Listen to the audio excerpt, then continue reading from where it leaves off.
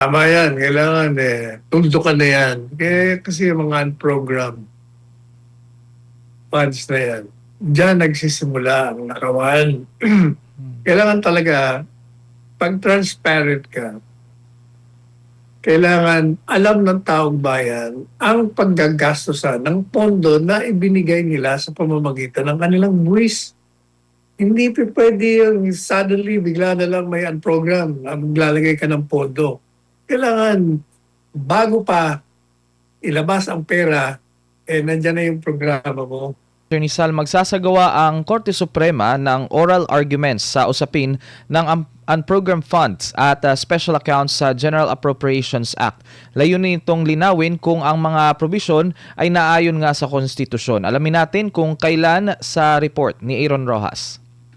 Nakatakdang simula ng Korte Suprema ang oral arguments bukas, Abril 7, alas 9:30 ng umaga. Kaugnay ito ng mga petisyong kumikestyon sa legalidad ng ilang probisyon sa General Appropriations Act ng 2024, 2025 at 2026. Gaganapin ito sa Anbank Session Hall ng Supreme Court sa Padre Faura, Maynila. Susundan pa ito ng isa pang pagdinig sa Abril 21. Kabilang sa tatalakayin ng mga petisyong kumikestyon sa unprogrammed funds at special accounts ng national budget. Ito ay mga pondong hindi agad inilalabas at may mga kondisyon bago magamit. Kabilang sa mga naghain ng petisyon sina former Congressman Edsel Lagman, former Senator Coco Pimentel, former Speaker Pantaleon Alvarez at iba pa. Layunin ng mga petitioner na malinawan kung naayon sa konstitusyon ang paglalaan at paggamit ng naturang mga pondo. Samantala, nilinaw ng Korte Suprema ang mga alituntunin para sa media coverage ng oral arguments. Ayon pa sa Supreme Court, kailangan nang lumabas ng session hall ang media kapag formal nang nagsimula ang pagdinig. Gayunman, maaari pa ring subaybayan ng media ang pagdinig mula sa Division Hearing Room ng Supreme Court. Ang issue ay bahagi ng mas malawak na usapin sa transparency at tamang paggamit ng pondo ng bayan. Sa pagsisimula ng oral arguments, inaasahang lilinaw kung ang paggamit ng unprogrammed funds ng Marcos Jr. Administration ay naayon sa batas o nangangailangan ng reforma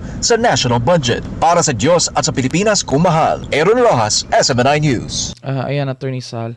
Ano po ang inyong masasabi sa ulat na yan? Tama yan, kailangan tuldukan na yan.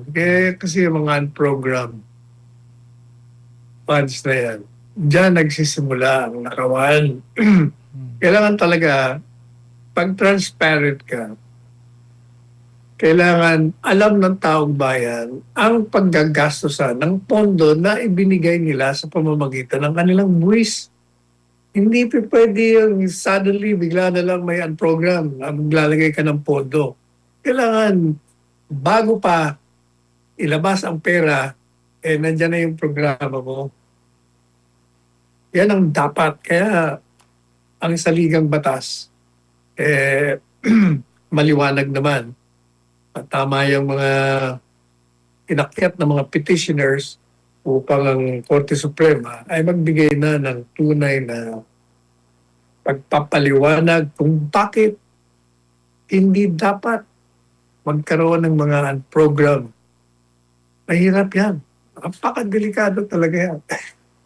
Out of the blue, biglang, oops, bagong programa. Pero na naman ang taong bayan niya.